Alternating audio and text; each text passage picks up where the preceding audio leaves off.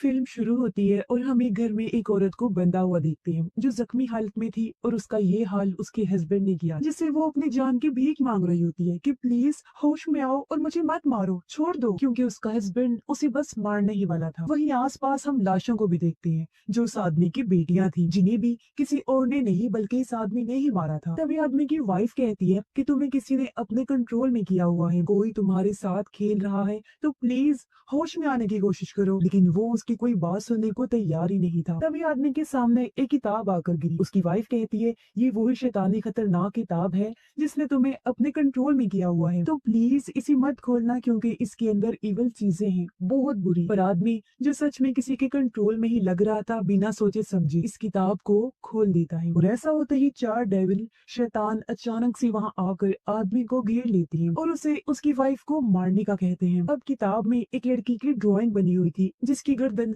अचानक मुड़ जाती है क्योंकि उसे किसी ने मार दिया था। ऐसा होते ही आदमी को अपनी वाइफ की जगह वही डेविल नजर आने लगता है जिसकी आंखें बहुत ही डरावनी लग रही थी, एकदम लाल खून से भरी हुई। आदमी काफी डर गया, उसे लगा कि ये डेविल ही है और वो उसका गला काट देते हैं जिससे उसकी वाइफ की मौत हो जाती है। कुछ टाइम बाद जब आदमी अपने होश में आया तो उसे अपने किए का काफी अफसोस हो रहा था। वो अपनी बीवी की लाश को गोद में लेकर काफी रोता है, गिड़गिड़ाता है, पर तभी यहाँ सारे डेविल्स आ जाते हैं और इस बार तो उनका लीडर भी आ गया जो उस आदमी को भी जान से मार देता है। दरअसल इस किताब के जरिए कोई भी डेविल से राब्ता बनाकर उन्हें अपने पास बुला सकता है जहाँ डेविल्स और उनका लीडर आकर उस इंसान की 3 ख्वाहिशों को पूरा करते हैं। लेकिन इसके बाद उन्हें भी एक चीज चाहिए होती है, पर डेविल्स ये बात विशेष पूरे करने से पहले नहीं बताते, यानी वो उस इंसान के साथ खेल जाते हैं, उसके साथ चाल चल जाते हैं। उनके मुताबिक विशेष पूरी करने के बाद उस इंसान को भी उन जैसा डेविल बनना पड़ता है। अगर वो ऐसा नहीं करते तो वो शैतान उन्हें कर्ज दे देता है, यानी कि श्राप, जिससे वो इंसान उनके वश में आकर सबको मार देता है। जब भी तो इस आदमी ने अपनी फैमिली को मार दिया क्योंकि उस पर भी कर्ज हो गया था और जब उसने इनके साथ मिलने से इनकार किया तो उसे इन्होंने मार दिया। इसके बाद हम कहानी की मेन कैरेक्टर सिंड्रेला को देखते हैं जहाँ उसकी सुतेली मॉम उसे काफी मार रही होती है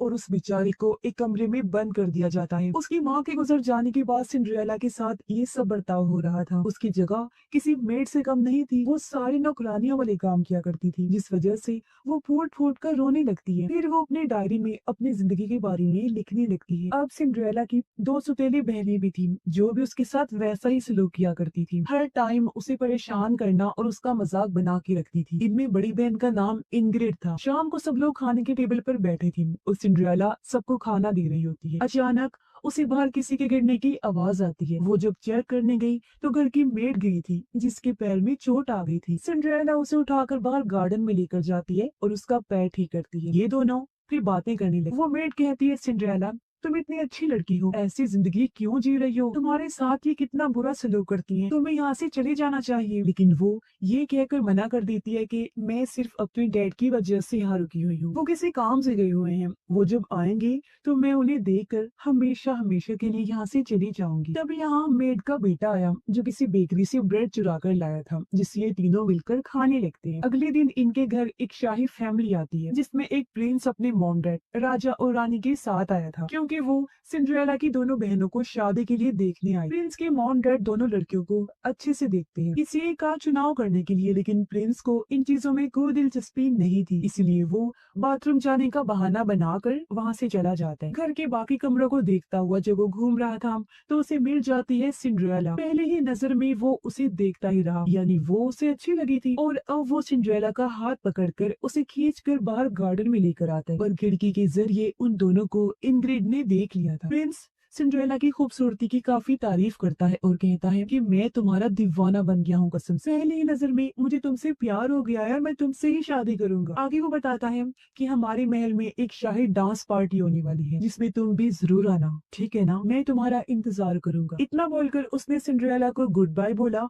और वो वहाँ से चला जाता है। अब प्रिंस की बातों को सोचकर सिंड्रेला काफी खुश हो रही होती है। उसने सोचा कि शायद मेरे अच्छे दिन आने वाले हैं, मुझे मेरे सपनों का राजकुमार मिल चुका है, इसलिए वो अपनी डायरी में प्रिंस के बारे में भी काफी तारीफें लिख देती है। पर इन सारी चीजों से इंग्रिड को बहुत बुरा लगता है और वो सारा किस्सा जाकर अपनी माँ को बताती है कि प्रिंस ने सिंड्रेला को पसंद किया है, जिससे वो काफी गुस्सा हो गई, सिंड्रेला को मारती है। फिर वो सिंड्रेला की सबसे अच्छी दोस्त यानी मेड को सबक सिखाती है। वो उसे अपने साथ एक कमरे में लेकर गई, कहती है कि तुम उसे हमेशा भड़काती रहती हो, उसका हौसला बढ़ाती हो। जिसके बाद ये लोग उसे एक टेबल पर पटाखे मारते हैं और उसे वहाँ बांध दिया जाता है। तब उसकी सौतेली मॉम उसे कोड़ों से बहुत जोर जोर से मारती है और वो बेचारी दर्द से चीखती चिल्लाती है, मदद के लिए पुकारती है, लेकिन वहाँ उसकी मदद को आने वाला कोई नहीं था, क्योंकि सिंड्रेला भी यहाँ नहीं। जिसके बाद ये नोकदार औजार से उसे जोर से मारते हैं और बार बार उस पर वार करके उसकी जान ही ले लेते हैं। सिंड्रेला दूर गार्डन में बैठकर अपने डायरी में लिख रही होती है कि तभी इनग्रिड उसे घर बुलाने आती है। सिंड्रेला जब घर आई तो मेड की लाश को देखकर पूरी तरह टूट गई, फूट फूट कर रोने लगती है। अब उसकी सौतेली मॉम जानबूझकर सिंड्रेला की हाथ में खंजर पकड़ा देती है और कहती है कि इसे मेड के अंदर घोंप दो, पर सिंड्रेला रोते हुए मना कर देती है कि मैं ये नहीं कर सकती। इस पर उसकी मॉम सिंड्रेला के साथ जबरदस्ती करने लगी और कहती है कि अगर तुमने ये ना किया तो मैं तुम्हें और दुख दूंगी। तो अब ना चाहते हुए भी सिंड्रेला उसके अंदर खंजर घुसा देती है, जिसके साथ वो बहुत ज्यादा रोती है, चीखती चिल्लाती है। उसे ये भी कहा जाता है कि वो मेड की लाश को ठिकाने लगाकर कमरे को साफ करे। अब इस पूरे हादसे की वजह से सिंड्रेला गहरे सदमे में जा चुकी थी और अब वो ज्यादा किसी से बात भी नहीं कर रही। इसके बाद हम देखते हैं कि प्रिंस इनग्रिड को एक जगह मिलने बुलाता है, क्योंकि इन दोनों की शादी तय हुई थी। लेकिन यहाँ इनग्रिड प्रिंस पर काफी गुस्सा थी। वो कहती है कि तुम सिंड्रेला को बाहर क्यों लेकर गई थी, तुम उसके साथ भी ताल्लुक रखना चाहते हो और मेरे साथ भी शादी करना चाहते हो, लेकिन मैं ऐसा हरगिज नहीं होने दूंगी। इस पर प्रिंस, जो कि एक बहुत ही घटिया लड़का था, कहता है अरे वो तो मैं ऐसे उसके साथ कर रहा था, यार तो मैं तुमसे ही करता हूँ, और देखना शाही पार्टी में तुम्हें ही डांस करने के लिए बुलाऊंगा, यानी शादी के लिए तुम्हें चुनकर अपनी रानी बनाने का ऐलान करूंगा। इसी रात सिंड्रेला मेड की हड्डियों को दफन करने के लिए जंगल में जाती है। उसने जब जमीन खोदी तो उसे वहाँ वही शैतानी किताब मिलती है, जिसे उठाकर वो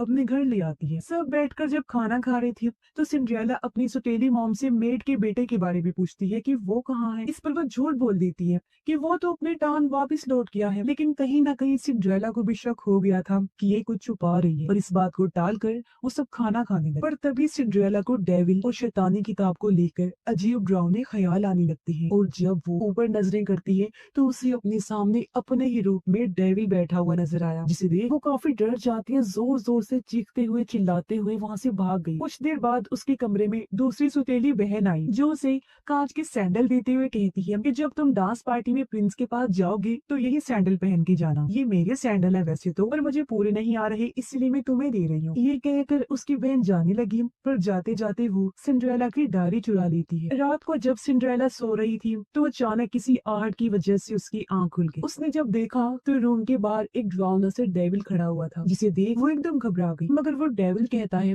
मैं तुम्हें इस दर्द भरी जिंदगी से छुटकारा दे सकता हूँ और तुम्हारी 3 विशेष पूरी कर सकता हूँ, जिससे तुम्हारी जिंदगी बदल जाए। और अब वो धीरे धीरे सिंड्रेला की तरफ बढ़ने लगा। वो डर की वजह से जोर जोर से चिल्लाने लगती है, जिसके साथ ही उसकी आंख खुल गई। यानी कि ये उसका डरावना सपना था, और ये इतना भयानक सपना था कि नींद से जागने के बाद भी उसका दिल जोर जोर से धड़क रहा होता है। पर जैसे तैसे उसने खुद को संभाल लिया। उसने जब सामने देखा तो वहाँ इनग्रिड खड़ी थी, जो उसे अपने साथ शाही पार्टी के लिए तैयार होने को कहती है, क्योंकि आज ही डांस पार्टी का दिन था। सिंड्रेला अच्छे से तैयार होकर पार्टी में जाने के लिए खुशी खुशी वहाँ पर आ जाती है, लेकिन उसकी मॉम को उसे देखते ही गुस्सा आ गया। वो उसे साथ ले जाने के लिए मना कर देती है। इस पर दोनों की बहस हो गई। उसकी मॉम को इतना गुस्सा आया कि वो सिंड्रेला को पहले मारती है और फिर उसका ड्रेस खराब कर देती है। इससे भी जब उसका दिल नहीं भरा तो उसे काफी बुरा भला कहकर ये लोग पार्टी के लिए चली जाती। तभी हम देखते हैं कि इन्होंने मेड के बेटे को घर में ही किसी जगह पर कैद करके रखा हुआ था, जिस बारे में सिंड्रेला को पता नहीं था, और वो बेचारी अपने कमरे में जाकर रोने लगती है। जहाँ तभी उसकी नजर उसी शैतानी किताब पर गई,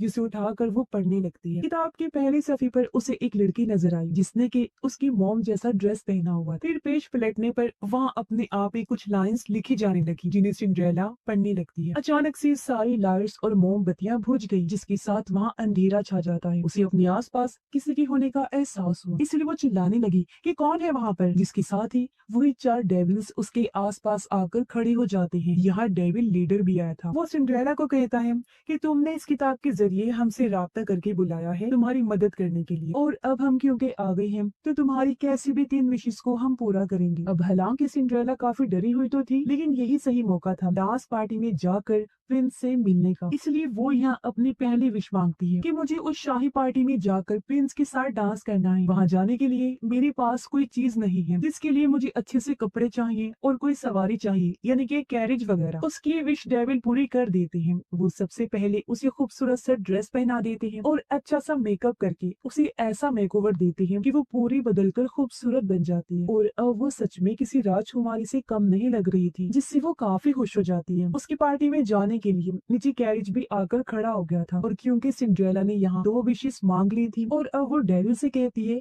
कि मैं अपनी तीसरी विश बाद में मांगू। सिंड्रेला जब पार्टी में गई तो सब उसे देखते ही रह जाते हैं। यहाँ इंग्रिड प्रिंस के साथ डांस कर रही थी। वो सिंड्रेला को देखकर जलने लगती है। सिंड्रेला को फंसाने के लिए उसके दिमाग में एक आइडिया आया। वो उसे जाकर कहती है कि राजकुमार तुमसे प्यार करता है और तुम दोनों को डांस करना चाहिए। जिसके बाद ये दोनों डांस करने लगे, जहाँ सिंड्रेला प्रिंस को अपने दिल की बात बताती है कि मैं तुमसे बहुत प्यार करती हूँ, लेकिन प्रिंस उसे मुंह मोड़ लेता है और उसकी बेइज्जती करते हुए कहता है कि मैं तुम जैसी लड़की से कभी प्यार नहीं कर सकता। वो फिर उसे नीचे गिरा देता है, पार्टी को रुकवा देता है। जिसके बाद प्रिंस और इंग्रिड ये दोनों सिंड्रेला का मजाक बनाने लगे। वो बेचारी काफी दुखी हो गई, रोने लगती है। अब सिंड्रेला की दूसरी सुतेली बहन प्रिंस को उसकी डायरी देती है, जिसे वो पढ़ के सबको सुनाने लगता है। इसमें सिंड्रेला ने लिखा हुआ था कि मुझे मेरा सच्चा प्यार, मेरे सपनों का राजकुमार मिल चुका है, और वो है प्रिंस, जिसके साथ मैं अपनी बाकी जिंदगी गुजारना चाहती हूँ। जो चीज जाहिर है बहुत बड़ी थी और नामुमकिन थी। ये सुनकर पार्टी में आए सभी लोग जोर जोर से हंसने लगे। अब इंग्रिड सबको कहती है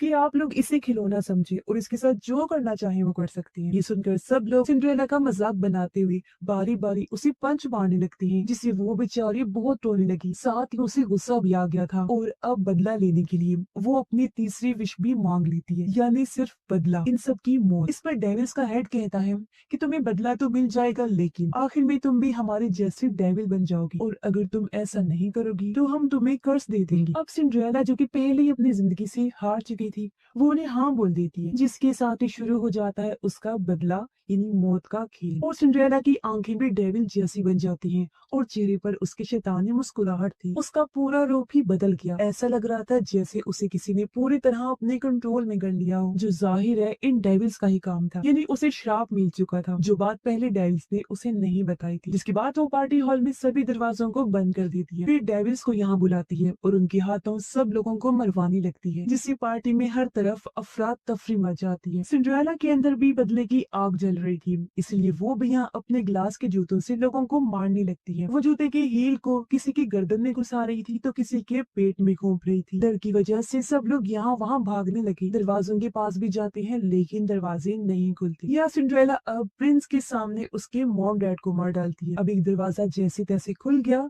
जहाँ से लोग भागने लगे। इंग्रिड और प्रिंस एक दूसरे रूम में जाकर छुप जाते हैं, जबकि सिंड्रेला की दूसरी सुतेली बहन रेंगते हुए बिना शोर किए वहाँ से जाने लगती है। लेकिन सिंड्रेला, जो कि उसे देख चुकी थी, पीछे आकर खड़ी हो जाती है, जहाँ डेविल्स आकर उसकी बहन को पकड़ लेते हैं। अब इसी ने सिंड्रेला को जूते दिए थे और उसकी डायरी चुराई थी, और क्योंकि इसे जूते फिट नहीं आ रहे थे, इसलिए सिंड्रेला एक कैंची लेकर उसके पैरों की सारी उंगलियां ही काट देती है और उसे अब अच्छे से फिट करके जूते पहना देती है। लेकिन दर्द से उसकी सुतेली बहन जोर से चिल्लाने लगती है। फिर सिंड्रेला दूसरे सैंडल से उस पर वार करके उसकी भी जान ले लेती है, और वो पूरे खून से भर गई थी। उसकी चीखें सुनकर प्रिंस और इंग्रिड भी पूरी तरह डर जाते हैं, पर यहाँ अपनी जान बचाने के लिए प्रिंस इंग्रिड के साथ भी धोखा करता है। वो इंग्रिड के पास एक स्टील की बाल्टी फेंक कर शोर करता है, ताकि सिंड्रेला यहाँ आकर इसे भी खत्म कर दे, और खुद यहाँ से प्रिंस भाग जाता है। और अब अगला नंबर इंग्रिड का ही था। वो छुपने की बहुत कोशिश करती है, लेकिन आखिर सिंड्रेला ने उसे ढूंढ ही लिया था। वो सैंडल उसके चेहरे पर घोंप देती है और बुरी तरह उसकी जान ले ली। और अब सिंड्रेला पहुंच जाती है सीधा ऊपर, जहाँ प्रिंस छुपा हुआ था, क्योंकि जान बचाकर वो वहीं भागा था। आखिर वो उसे ढूंढ ढूंढ भी लेती है, जहाँ प्रिंस एक बार फिर उसे फंसाने की कोशिश करता है कि इसमें मेरा कोई कसूर नहीं है, ये सारा प्लान इनग्रिड का था और मैं तो तुमसे ही प्यार करता हूँ। लेकिन सिंड्रेला जानती थी कि ये झूठ है और ये मेरे साथ नाटक कर रहा है, इसलिए वो उसकी एक भी ना सुनकर उसे सीधा बेड पर फेंकती है, जहाँ वो सारे डेविल्स आकर प्रिंस को बुरी तरह नोच नोच कर खा जाते। अब सारे मारे गए थे और सिर्फ सिंड्रेला की सुतेली मॉम ही बची, जो यहाँ से भाग रही थी। सिंड्रेला उसे मार नहीं पाती, इसलिए वो उस पर हंसने लगी। वो सिंड्रेला को उकसाने लगती है कि तुम्हारे बाप की मौत हो गई है और उसे मैं नहीं मारा है। ये सुनकर सिंड्रेला को इतना गुस्सा आया कि वो उसे हेल यानी जहन्नुम की आग में जला देती है। अब ये सारा मौत का खेल खत्म होने के बाद डेविल्स और उनका लीडर सिंड्रेला के सामने आकर खड़े हो जाते हैं। लीडर उसे कहता है कि अब तुम्हें भी हमारे जैसा बनकर हमारे साथ शामिल होना पड़ेगा। इस पर सिंड्रेला कहती है कि ऐसा कभी नहीं हो सकता, और हाँ, अगर मुझे तुम्हारे जैसा बनना भी पड़ा तो मैं बन जाऊँ, लेकिन मैं किसी के सामने नहीं झुकूंगी, यदि तुम्हारी गुलाम बन के तुम्हारे साथ नहीं रहना चाहूँ। और अब वो इतनी भयानक बन जाती है कि उसी जूते से वो लीडर को भी मार देती है। जो देखकर अब सारे डेविल्स सिंड्रेला के सामने ही झुक गई और हर चीज में उसे ही फॉलो करने लगी, यानी कि अब उन्होंने अपना नया लीडर सिंड्रेला को चुन लिया था। और जब वो यहाँ से जाने लगी तो बाकी डेविल्स भी उसके पीछे पीछे जाने लगते हैं। और इसी के साथ इस फिल्म की कहानी यहीं पर खत्म हो जाती है।